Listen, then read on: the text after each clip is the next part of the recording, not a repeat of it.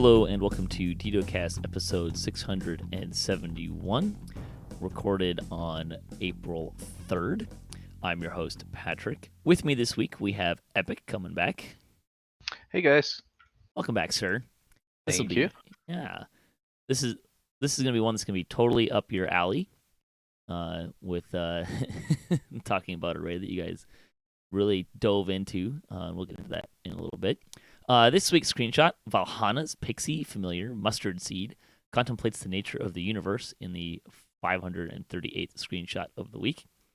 That's a really nice close-up shot of a pixie. If you want to see what the pixie actually looks like. I have not ever looked at it that close at all. Details details pretty good. Yeah. Trying to think of where that might be in the sands somewhere, maybe? Giant hold? We'd think the Minotaur. Giant hold. We'd think the Minotaur would be a dead giveaway, right? But anyways, we like to talk about Dungeons & Dragons online nearly every weekend. You can catch us through Twitch, YouTube, the DDO forums, iTunes, or from our website at DDOcast.com. DDOcast is hosted by Cyber Ears, the awesome podcast hosting network, and shows are usually available within a few days of recording. The next show, we should have one next week. Look, part of the problem is there's no news, which we'll get into in a minute. Maybe we'll have Lamania next week. Who knows? Fingers crossed. The second part is I'm kind of struggling to find topics to talk about. So if you have ideas of things you want us to do a deep dive into, send them our way. Leave a comment or email us at DDOcast@gmail.com. Always looking for good ideas to do for that. There's probably going to be some build stuff coming up soon, but hopefully we'll get maybe some preview would be great. That kind of stuff. Anyways, you can stay up to date by following us on social media or at our website DDOcast.com with our calendar. Spoiler: I like 3 times this week had 4 hours of sleep, so this might be a little weird. I think I'm mostly awake now, but we'll see. All right, let's talk about game news. There's not a lot. There was a hotfix last week to fix some name issues. So they updated. We talked about this a little bit last time we had a show. They updated the filter. And when they did that, some people's names were no longer valid names. So they couldn't reincarnate. Because when you go through the reincarnation process, you, quote, create a character. And you can't get past the character generation with a name that is not valid. But it's a reincarnation, so you can't actually change your name. So, problem. With that. So that was going on with that. Steelstar said that they changed or removed several terms from the name filter based on reports from players. There's evidence that some people who were unable to reincarnate now can, so the fix appeared to be working. If people are still experiencing the issue, send your character's first and last name his way and they can investigate. They have verified that the most common issues with the recent change to the naming filter have been fixed, including people with Knight in their name. Which is weird. Why did we filter Knight? That's. I don't think it was. I don't think it was the word knight specifically. Okay. Since I think it's picking up on letters within the word knight. Cool. I have no idea what that would be. Anyways. All right. Since the patch, the only issues we've seen have either been cases where they have not been able to reproduce yet, implying something other than the name filter is hanging them up, or people's names that are legitimately problematic who need name changes. Yeah. That said, they're still up for refining the filter as needed. If people are still encountering issues, feel free to send the character's full first and last name, and they can take a look. Yeah. So long story short, some people got pushed the boundaries of creativity with names, and they made a change, and It was, there's some refining that needs to happen, shall we say? Uh, yeah, that's the news. There was a maintenance this week. I don't even remember if they said what it was doing. Just They it was did a not. longer, just a longer maintenance this week. Other than that, that's it. That's what we got for news for the last 3 weeks. They didn't do a show in 2 weeks because I was busy and there was no news. And yeah, It's been a little slow. uh-huh. Which usually means they have their heads down and something. We're gonna get some stuff here in a bit. Yeah. Um, I think we'll have a preview on Lamb in the next couple weeks, and then early release of the races and iconics ahead of the expansion. do you think they'll release those ahead of the expansion? Because I was trying to remember. I don't think they did that last time, right? I want to say that the races dropped with the expansion, but I don't I quite remember. thought they did. I'd have to go back and look, but I want to say in my memory it's a pattern of theirs to release it before. It had been a pattern, and I feel like the But last time it didn't because I have it in my mind. Oh, we yeah, didn't do that this time. That's maybe Shifter we didn't. I yeah. think I know Tiefling that we did with Tiefling. I would like that personally. I think it plays better. No pun intended. Because you get the chance to do your racial lives for those who can crank through them. A month or two to get Hmm. those through before you get the new content. So you're Yep, not like divided with your focus as much. that's my thoughts exactly. Although in fairness, some people, it gives you something to do for a month or two, but I don't think it's necessarily a bad thing to have that tension of what you want to do and having a lot to do. It's just you'd like to have that all the time. Did they release the universal enhancements early? I don't think so. Okay, because I know they've still not said if there's going to be a universal enhancement tree. I And would guess there will be. I mean, it's typically a part of their expansion packages, right? The higher Usually, tier. yeah. If it's not there, they're gonna have to come up with something to replace it. I agree. Because Like an Epic Destiny tree. I think that would be a great idea. Let's do that. I would rather have that than a universal tree, actually. I agree. The only question is, would they sell it? I mean, because the existing EDs are now free. Would they sell a new tree?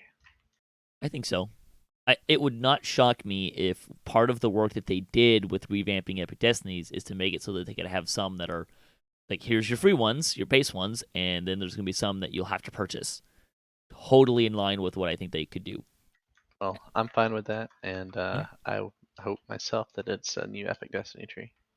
I'm with you. SSG, if you're listening, please do that. In the next 2 weeks, cram it in. Yeah. I think they've said I think at least conceptually they've been working on it. They So, have. because I seem to recall Linnabelle talking about doing one that was kind of more debuffy focused, and also one that was Yep. kind of more negative energy focused. I think. So the two I know that they're wanting to come out with is one to do with Keeper of the Curses, the Destiny filigree set that we got. That's supposed to be the debuffing tree and kind of lines up with Warlock. And then I've heard one to do with Artificer. That'd be fun. Oh yeah. Especially if they let Steelstar work on it. I'm still wondering if we'll ever, because I know Steelstar has this idea that he wants to be able to dual wield rune arms. I'm not sure how practical that is, but I'd that have would be to think about that. fun. Anyways, bonus days, double commendations of Valor and a Champion Hunter week through April 6th. It looks like they're doing both of those through April 6th, as far as I can tell. So that's kind of fun. They don't usually do that. Champion Hunter week is usually that. Champion Hunter week, if you don't know, is the go buy the extra stuff from the remnant vendor. Which I should go and check because I think there's still some things I wanted to buy, but I don't remember. Anyways, so we're doing that, and then the store sales for the week. Live, laugh, and loot. It's kind of a new one. So 20% off of raid bypass timers. Select fate and destiny tomes. Wishes for Memories through April 7th. I guess the raid bypass timers is the loot part of this. A little weird. The raid. Wait, what was it? Well, it Never says mind. live, laugh, and loot. I'm trying to think like what's the live, what's the laugh, and what's the loot part of the thing. I don't know. Yeah. The coupon code for the week is a free Bell of Opening with the code Ring in the Loot. So there you go. We'll talk about community news. There isn't any. Jerry has apparently been having a high workload. So we haven't even had a chronicle in a couple weeks. Again, we took 2 weeks off. There's no chronicle from either of those weeks or this week. Although it sounds like Jerry did mention that he's been working on getting the newly launched Lotro site website up and running and kind of firing on all cylinders. And they're doing that work on the DDO side as well. So I would expect us to maybe have the new website sooner than I thought we would. So it sounds like that's coming. But no Chronicle. Because he's been doing extra stuff, I guess. Seems like everyone's doing extra work these days. So, not unique to them or anyone else. On the DDOCast side of things, DDOCast Splat is on hiatus for a couple months at least. We are doing Tomb of Annihilation, so if you're interested in some D&D and maybe what that campaign looks like, we've done 2 sessions. The group has still not left the city. I think they're scared of the jungle. So, we're having fun there. And I intend to get back into Descent into Avernus, and life is just like really busy. So we'll see. Mileage may vary. Still the intention. But there's been some complications there that have made it harder to do. Yeah, so there you go. All right, we're gonna dive into Hunt or Be Hunted. This is the new raid with update 53. First one we've had in a while. We've kind of already talked about what we like about it and what we don't like about it. We did a review show that we kind of covered that with. So that's not what this is going to be. This is going to be our kind of tips, tricks, strategy kind of session, deep dive into this. And so we got Epic on the show because you're part of the team that beat it on R10 and kind of stepped through, a couple iterations of varying difficulties. So we'll get some great insight there. Yeah. That's kind of so Epic. People are kind of getting ready to run this raid. What should people know going in? What should people bring and prepare for? That kind of a thing. Well, first I would say that most raids so far in the game you can get by on normal and hard even without a designated tank, so to speak, something that was purposefully built to take a lot of damage. At least that would be my opinion. However, this is a raid where you cannot really do that because of the final boss, which is the Master of the Hunt. He does a lot of force damage at times, and that is something that can easily start taking a group out. So this is a raid you definitely want to tank, and that's probably one of the main differences. So most groups I would imagine run, normal or hard on raids, and yeah. So even here, you kind of want a BP guy or gal to take some force damage hits. I think there's usually what ends up happening with that is you get a new raid, and for the first little bit, some groups on normal can get away without having a dedicated tank. But usually hard, you need a tank, and then over time, you stop really needing a tank on hard as more people get better at the raid, and you get a little more beefier. Yeah. So on hard, I believe I don't know. It's been a while since I've ran hard, but the force damage on Elite slash R1 is around 3,600 to Yeah, 4,000 points of damage. So I'd imagine on hard it's 2,000s. that sounds about right. And we're not talking about like a special attack here. We're talking about like normal attack damage, right?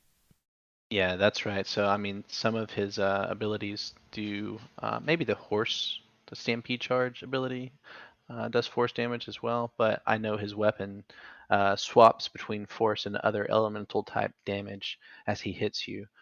So, elemental damage like fire or cold or, those can be mitigated through magical resistance rating. Force damage cannot. So you have a few classes that have some force absorb in the higher tiers of some of their tanking trees. And on top of that, you have items that can provide, I believe, 16% is the highest force absorb we have currently. But outside of that, you're kind of screwed. So there's very few ways to mitigate it. Radiant force fields do not work to mitigate the force damage. So even my artificer was not able to help in that regard. So yeah, it's I think it's a little bit overtuned. I don't like the fact that we can't um, mitigate it any more than the things that I've mentioned. So that's why I say a tank is almost necessary, at least currently for hard, because if you're not built around 3 to 4,000 hit points and you get hit by his weapon and 2,000 points of force damage, that's not mitigated. Eh, most Bye people are bye. gonna die. Yeah. Yeah, I've been So in a few cases where the tank died. Sorry guys, that was me. And people are trying to like kite him around or tank him, and eventually they get one shot, and it just goes downhill really fast. yeah.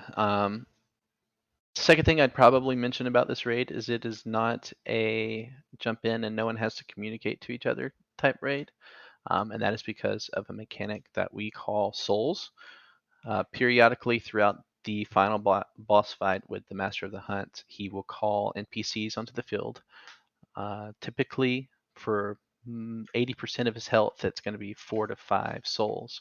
And they land on the field. They have a red beam that shoots up from the NPC and a 10-second timer. And at least one person, all it requires is one person, to stand on each soul until that timer reaches 0 and they disappear from the field. Otherwise, for each one that's left, they deal sonic damage to the entire party, no matter where you are on the map. And on hard, you can take one, maybe two. If you leave 3 without someone by it, it's probably going to wipe most of the party. And then, of course, as you go up in difficulty, that even gets more severe. There are a couple things to note about that. We can talk about this mechanic now a little bit more in depth. The red beam goes away if you are close enough. Sometimes the red beam doesn't go away, and you have to like everyone has to back up and then get back in range to get that beam to go away. So if you see a red beam on the thing, you haven't done it. You haven't managed to get it right. Not necessarily you haven't done it right. Sometimes it's a little glitchy. So pay attention to that.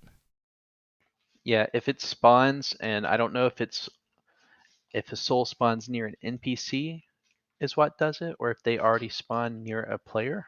But you're correct. Sometimes they're not really responsive to a player being by them, and you'll have to back away and come back at it until that red beam is gone. Yeah, so I know those are talks about the or aspects of the final fight. Other than that, I will mention uh, that that does happen. It can happen in earlier fights in the main room.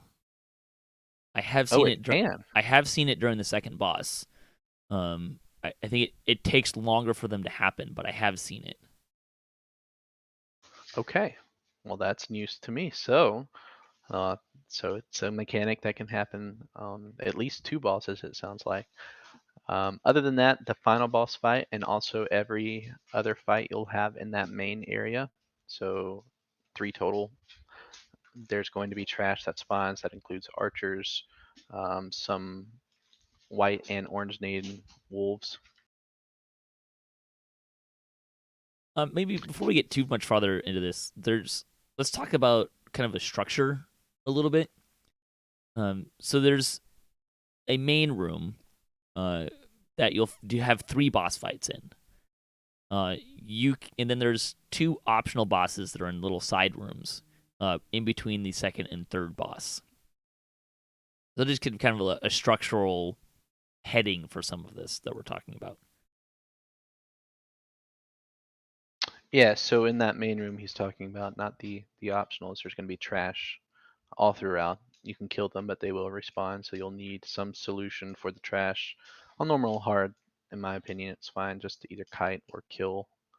On higher difficulties, we typically blind the trash mobs and do not kill them, so they won't respawn, and what's on the field will just, of course, be blinded. Blinding is a very effective crowd control, much more so than I think a lot of people realize.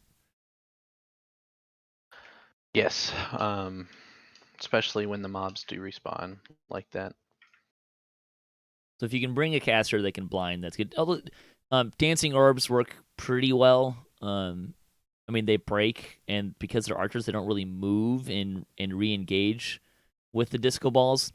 But they at least work for the initial part. They're gonna for the archers. They'll work better for the dogs because the dogs are gonna be kind of moving around a little bit more. So they can go. It's easier to get them in and out of the disco balls. Yeah, and the orange named wolves on higher difficulties are more difficult to deal with than some of the other trash. I don't know the exact effect on a weapon, but it's like limb chopper, or maybe there's others that slow them by 50% or Yep. more. I don't remember, There's a but few those things work. that can do that. Yeah. Yeah, that works on those, and it's very helpful. I imagine in a pinch, something like a assault weapon with a bunch of magic missile spammer kind of a build Yeah, that would work. would probably do pretty nice. There's a question about mass hold. I mean, mass hold works on the stuff, but it's just going to be a shorter duration than some of these other options. Um, it's Here's the thing with the trash is it's distracting you from doing damage to the boss, right? So the more people you're pulling off to deal with trash by killing them, the less damage you're doing with the boss. In a kind of a raid structural thing, particularly when you get to the end boss, uh, the thing that's going to really give you trouble is the souls.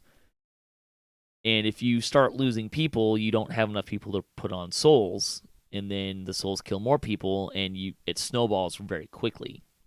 So especially when the boss is getting lower, and now he's summoning 9 souls, it's DPS the boss or lose in a short amount of time because you're probably not gonna cover all 9 souls.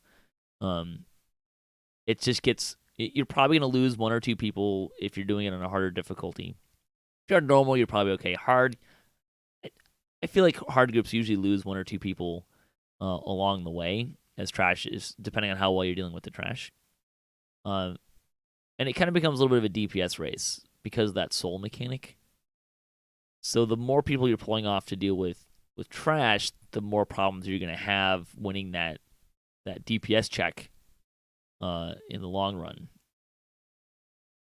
Yeah, so you were talking about the structure of the raid. You kind of want to walk through the whole thing from when you enter. Well, before we will I do want to kind of mention some things that you may want to bring to this raid. Cold absorption. There's a section that is going to have some cold damage. You might want to bring some cold absorption, either a fire shield or a an item with cold absorption on it. And then spell absorption helps a lot in here as well. There's a bunch of kind of spell absorption types of stuff that's going to happen. Yeah, and we've already mentioned the tank and someone to deal with Yeah. trash. So yes, let's step through the raid in phases. We'll say. Yeah, so I think when you step in, you do all your buffs. It's kind of simple. You walk into the main room where you'll fight 3 main bosses that are required for completion. And so anyone that's not the tank, I have stand in the corner, kind of right when you first come in that little doorway to hide from the trash, maybe mass invis so that they don't get aggro. And the tank who is going to take the first boss spawns to the left when you come in. Relatively easy, I think. It's I can't really think of any special abilities that the boss does. Can you? Not that I've seen or noticed. I'm not even sure what kind of quote class it is. I think it's supposed to be a ranger of some sorts. Mm. Yeah, it doesn't really seem to do a whole lot. There is. I don't know that it's unique to that boss, but I think it is. There's a mechanic where like it has a target that gives you the targeting receptacle. Yeah, and there's also you will get vulnerability throughout, and it's 10%, not 1%. So each stack gives you 10% extra Yeah. damage. I think those are just this boss, but I'm not positive on that. Well, regardless, it's relatively simple. Trash will spawn as soon as this boss lands, so that'll have to be dealt with. But it's just a basic beatdown for this boss. If you do see the targeting receptacle on you, you're gonna get the circle one of the little circles that focuses on you towards the end of it. So make sure you're not near other folks in any phase of the. I think it's just the first phase, but if it shows up later, that's kind of just get away from other people. And that's like part 1 of the raid. Yep. Part 2 is similar. You're gonna have the trash. The boss is gonna spawn right after the second boss will spawn right after you defeat the first one. I think you get like This 5 seconds, maybe. Yeah, and so this one's a druid. And the thing about this mini boss is that she casts some spells. I don't know the name of the druid spell, but it cannot be blocked by spell absorption. And Rude. if you're in melee range, it hurts. Mm-hmm. So range don't have an issue because if you got the tank and the tank is taking the damage, they don't get hit. But for some reason, if you're in melee range, you do get hit, and it is not nice. She also casts Acid Well, I think, and she also Yep. tends to cast. She does a the circle cast, but it's like 3 in a sort of triangle point pattern. They're all can be like really close to each other. And the circle is actually casting ruin, and it can be absorbed with spell absorption. So if you're inside a circle, so if you're melee or if you're the tank and you don't want to move in and out, you can just equip spell absorb and stand in the circle and you'll be fine. But other than that, I think the main thing you got to watch out for is those spells. If you're melee, I don't know how to tell you how to mitigate it. It is what it is. Don't be targeted. Yeah, I mean, but that's the thing is you don't even have to have aggro to get hit Yeah. by it. It's annoying. Otherwise, PJ mentioned that souls might start spawning if you take too long, so be aware of that. But that's pretty much the first 2 mini bosses. Yeah, not a lot going on there with either of them. It is though kind of a good check of like, are you going to be able to handle the trash and a boss at the same time? Yeah. So if you're struggling here, the final fight's going to be harder. So once those 2 mini bosses go down, you can talk to the NPC. He comes back into the center of the main room, and you can choose to either go directly to the boss, or you can choose to do 2 optional side rooms. If you do the optionals and complete, you will get an extra chest with named loot and runes as well, threads, the whole thing. But otherwise, if you go straight to the boss, it's a relatively short raid. So let's assume we're going to do the optionals, PJ, and you want to tell them about the maze? I do want to mention before we get there that there is a shrine here, and it will stay here until you start the end fight. So it's the only shrine you get. So if you're doing the optionals, you don't get it to use it and then go to the optionals and come back and use it again. So you only get it once. So plan on. Usually, I think people are going to do it right before the end fight. But if you have a particularly bad experience in the maze, maybe you'll use the shrine before then. Mileage may vary. So the maze, yeah, we can talk about the maze. So this is Plumura. She's a pixie. And it's not a huge maze, but it is very confined. By which I mean it's the corridors are not big. And it's pretty windy. You can kind of, if you run it enough, you'll kind of get an idea of how to move around it. It's not a maze that's challenging in the sense that to move around. It's just really easy to get lost because of how fast you can turn and how constricting the corridors are and nondescript they are. There are some wood woads at certain points to slow you down from moving. You have to beat those up, which is really a bummer as someone who's typically been running not high DPS characters in this raid. You run into that while you're kind of looking around to find the boss who's hiding in the maze at like 7 or 8 predetermined locations, I think. So you're gonna run into the wood woads that slow you down, and you have to beat those up to get past them, and then they'll respawn after time. There are a couple of pixies hanging out, just trash pixies, but not too many. Really, it's about getting through the maze and finding the boss. There's sort of 2 ways you can go about this. Most groups that I've been in have a tendency to do this as a group and try to stick together. My experience is that usually lasts for all of 30 seconds, and then it breaks down, and people are going all over the place anyways. The other thing you can do is just split up right from the get-go and kind of try to find her. It's a little... That's not really a super effective strategy. Look, this is a mess, moving around the maze. At least in my experience so far, people are not super great about figuring out how to communicate where the boss is. I've had people say, "Oh, she's in the west," and what they really mean is she's in the northwest corner, or the southwest corner, right? So there's a little bit of mileage can vary there. You're trying to do it kind of quickly, and people get separated very easily. It's a maze.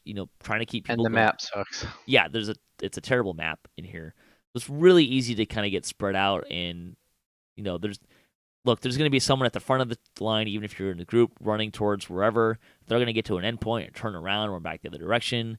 People are not going to recognize that. Yeah, it gets a little nuts. It can be helpful if you're going to try to stick with the part as a group, or maybe like do a couple like I kind of recommend like, hey, follow this person, and that can be helpful if you make that person a healer who knows kind of ish how to navigate the maze. That can be helpful because you'll be in range of healing for most of the time. But it's a mess, and I don't know how better to describe the moving around than that. The whole time that this is going on, the boss will stack a cold dot on folks. On lower difficulties, it's not too bad, but it does stack up quickly and pretty high. I'm not actually sure how high it goes up. At least 20. I think I've heard 25. It goes higher than that. Yeah. It goes up to 50. 50? Yeah, okay. Yes. So there is a time crunch here, right? Like you need to go and find the boss. Because it doesn't matter where you are in the maze, you're going to get a cold dot stacking and it's going to start killing people, which is why we kind of recommend generally try to stick together so you can get some healing if you're running into problems there. Again, this is where your cold absorption is really going to come into play. It's not so much in other parts. I guess I could say like the second boss, acid absorption, would probably help because I think most of her damage is acid. But the cold absorption is really, if you're going to bring an element, this is the one you're going to want to bring is cold absorption into this raid. The trick to the cold dot is once you find the pixie, you want to engage with her and draw her aggro, but not DPS her. She teleports, I believe, 4 times. Yes, it's 4. Yeah, it's about every 25%. So the first 3 times you find her, you don't want her to teleport until everyone's cold dot is clear. It doesn't matter where they are in the maze. Eventually, the cold dot will tick down. Everyone does not get a cold dot at the same rate. I don't understand why that is true. But some people stop getting a cold dot and happens on different time frames or something. The important part here is don't go crazy DPSing her. Just get her aggro until everyone's cold dot is gone. Then teleport her so that everyone starts the new iteration at 0 stacks. If you just find her and wail on her and move her, your cold dots won't go away and they'll just keep stacking. And that's what's going to tend to kill people in here, is that cold dot ramping up. Anything you want to add? No, I agree. I mean, you summed it up pretty well. It's a mess. The Woodwoads, the only thing I'd add is they're blocking Right. your path, and they do respawn. So just because you kill one and you move past does not mean that, well, anyone can move in and out of that area. No, they will respond, and people can get stuck pretty easy. Yeah. I haven't tried any of the like tumble through things. Have you tried anything, the stuff that lets you move through mobs? No, you can at times jump over them, Yeah. but it's not reliable. Yeah. So if you're looking for maybe you might be able to use something that lets you move through mobs to move through them. I mean, you're still gonna have to deal with them on the way back or something like that. The good news is so once you teleport the boss 3 times, the 4th time you find her, just nail her, wail on her as soon as you find her. That last one, the last 25%, might even be a little less than that. Once the boss is dead, D doors pop up.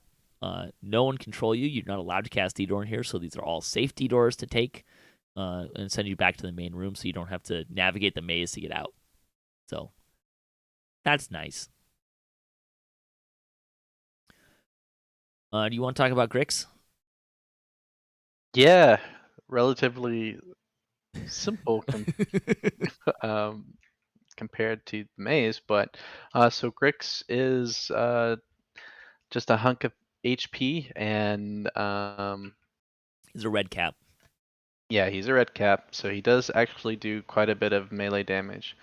But all throughout, you're going to walk into the side room. There's going to be lots of traps.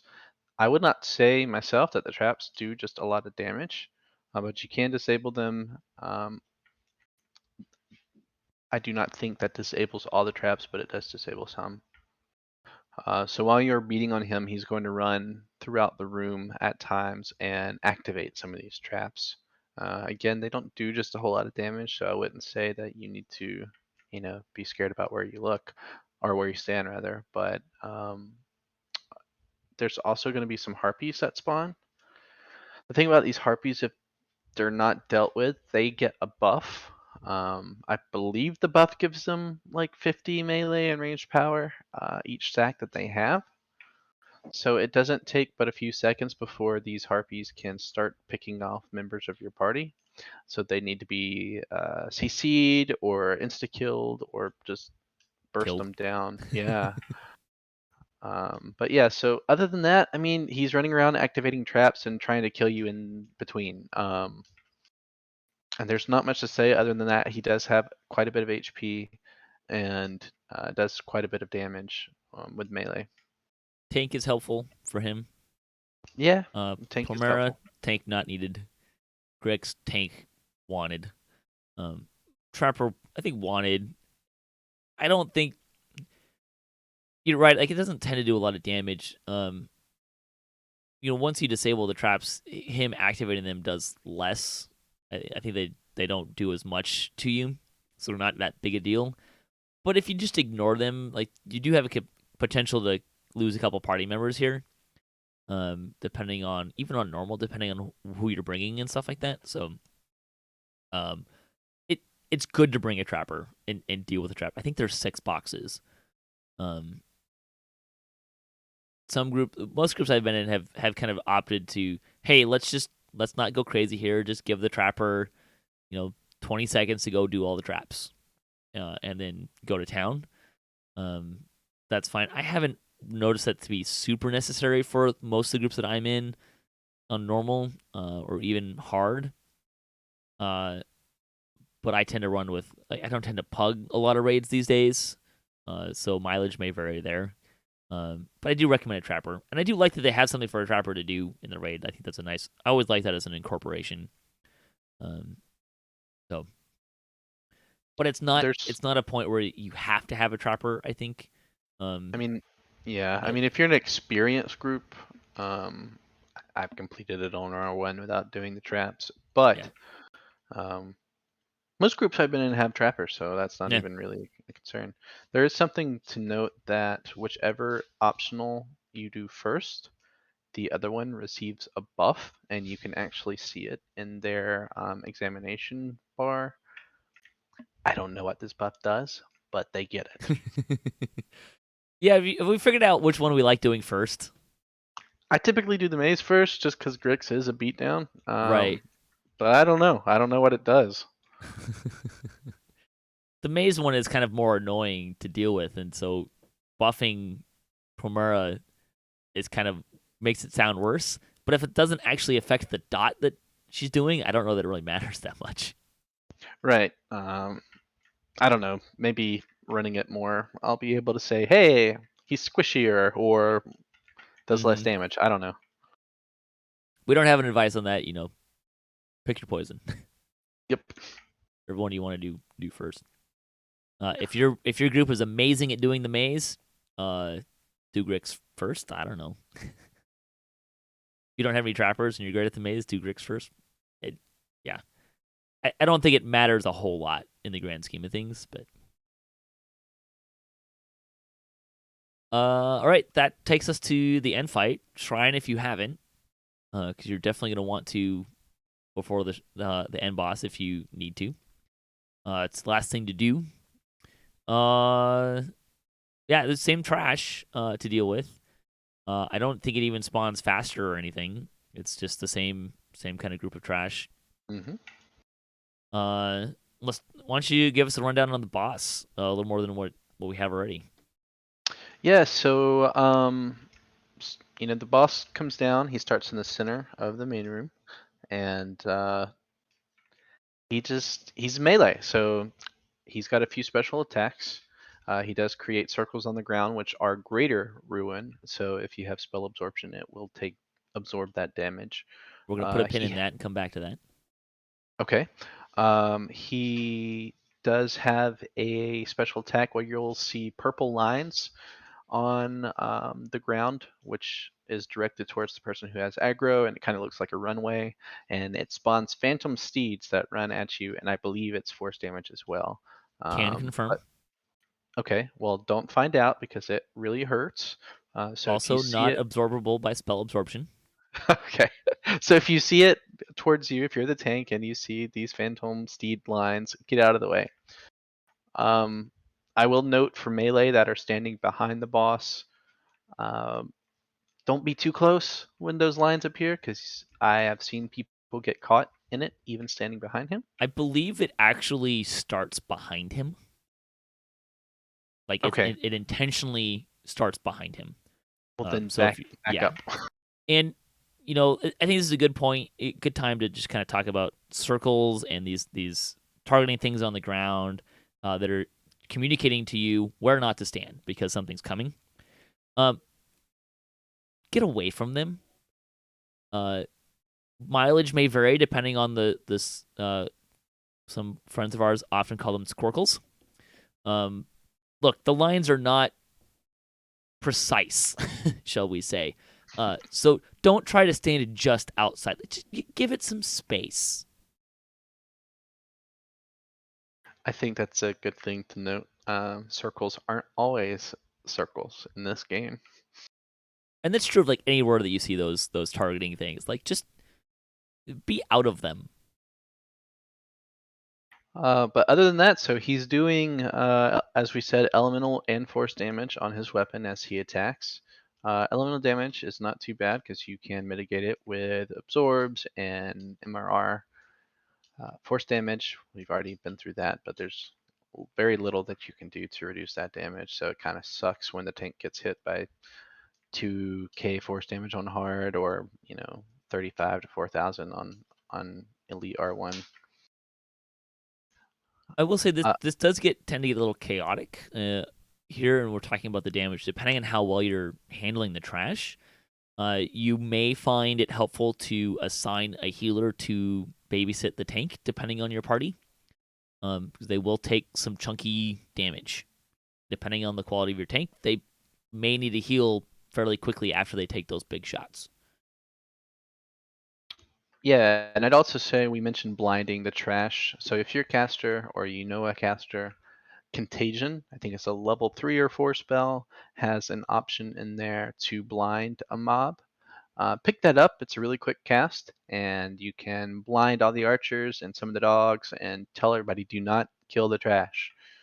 Um, at least that's what I do. And if someone kills the trash, well, I just send them tells. Otherwise, you're going to have to kill it, or as PJ mentioned, dance, CC, something. But that is going to be going on all throughout this boss fight. He's also going to be spawning those souls that we mentioned, 4 to 5 souls, that you can have designated people that need to peel off and go stand on them, or if you're overly cautious, just tell everybody to get off and find a soul. I'm kind of a pro, like, hey, souls. Everyone other than the tank and maybe the tank's primary healer. Although, to be honest, a healer is a really great person to stick on a soul Mm-hmm. because they can still do what they're supposed to be doing. Range people are also really great because they can still melee pulling off the boss to go deal with the soul. You're losing DPS on the boss, which is not desirable. It's preferable than getting killed for not covering a soul, mind you. But you do kind of want to manage that. Like the big thing here is look around. If you can't see a red beam, go back to doing what you're supposed to be doing, which hopefully is DPSing Yes. the boss, unless you're like maybe a healer obviously should be healing, but if you can't see red beams, no, go back. Now the reason I wanted to put a pin in the spell absorption on a circle,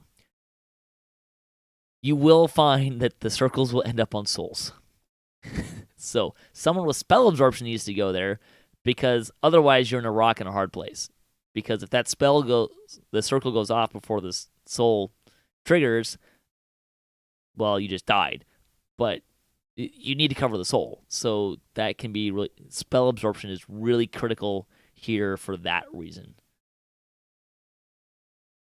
Yeah, and I think it's also worth mentioning that I'm talked about communication earlier in this raid. If you're all in Discord and it's your guild and you can say, have your 4 or 5 people that are assigned to souls, that's one thing. In a pug, I definitely always advise, find a soul and, if there's a red beam, go to it. Yep. So that's the raid pretty much until he gets to around 15, 20%. I think it's more like 10 or 15% hit points. And then he starts spawning 9 souls, which is when everybody needs to make sure that these souls are covered and, there's not one or, especially not 2. Um, but yeah, so Yeah. the 9 souls, a part of the raid is where it's going to become a DPS race and making sure those souls are covered. On that note, backload your epic moments in bursts here. What would you say? Like maybe 30% would be a good time to fire off and unload. Yeah, 20, 25%, something like that. Yeah. 30%. You don't have to get him all the way to 0. I think he stops at around 5%. At least that's been my Yeah, you don't actually interpret. kill Yeah. him. Right. So you don't have to get him all the way down, but make sure you have your big guns ready to go for that last little stretch there. This is not a good fight to fire off your time stop and turn the tide at the start. I would highly recommend you wait until you get to that last little section. And this And is then, not an easy raid to recover from. As soon as someone gibbers, you're going to get more souls, and it's going to get messy really fast and hard to do. I have done it, but it wasn't pretty. yeah, I've managed to recover. We had, when we were doing higher difficulty, someone in the party had the mass res Mm-hmm. from the Destiny. I Divine forgot. Crusader. Yeah, yeah, yeah. So it's possible then, being aware that as soon as someone gets up, like you said, the souls are going to spawn, and you're going to have to get those covered as soon as everybody takes the Yep. res. But aside from that, that's the raid. If you did the optionals, you have 2 chests. If you didn't, you still have 1. And yeah, I think it's pretty fun overall. It does have its downsides and negatives to me, the maze being uh, one of them. But overall, I liked it. I still feel like that maze to me feels like it's almost really fun.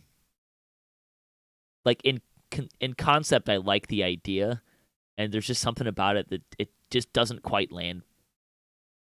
Like I don't fault the devs for Yeah. putting it in because it when I think about it like abstractly, it's like, oh, that seems like a good mechanic, and then you do it, and it's like this is kind of annoying. If the map and navigation was easier, Yeah, I think that's kind of the it would be a lot better. But yeah. not being able to tell someone like, oh, it's I know now, like we say northwest or whatever, and that's that's okay. But the map is really small. Yeah. The map is unhelpful.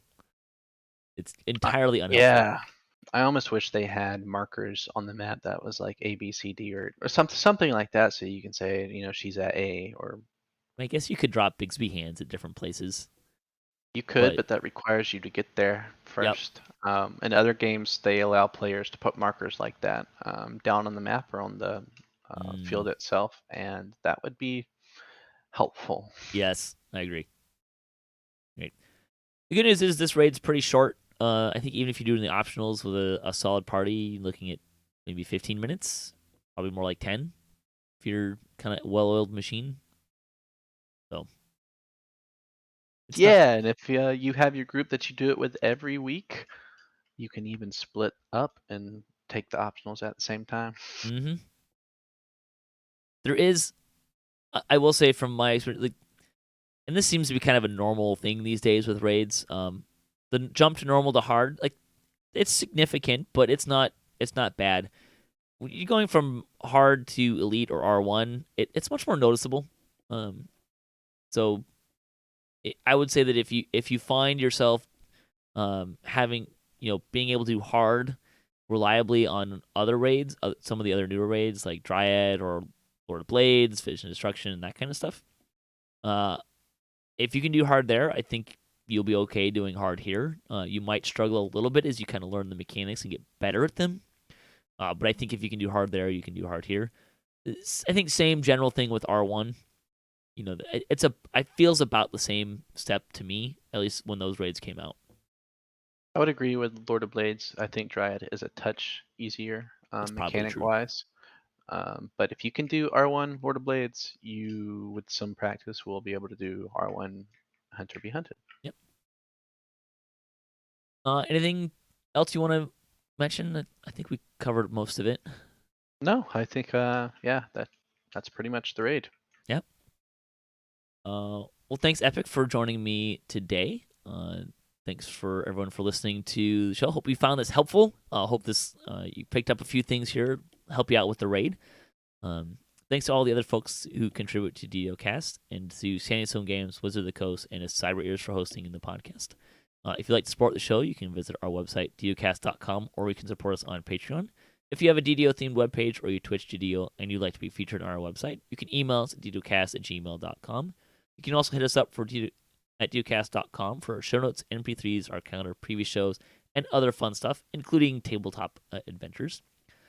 If you have a comment on this episode, a question you'd like to hear us answer, a topic you'd like to hear us discuss, again, I could use some topics. So if something you want to hear us dive into, let us know. Or you just want to say hi, leave a comment or email us at ddocast@gmail.com. You can also find us on social media for the latest cast updates. At DDOcast on Twitter is the best place. So until next time, may all your attack rolls be crits, all your chest level appropriate, have fun, and don't forget to gather for buffs.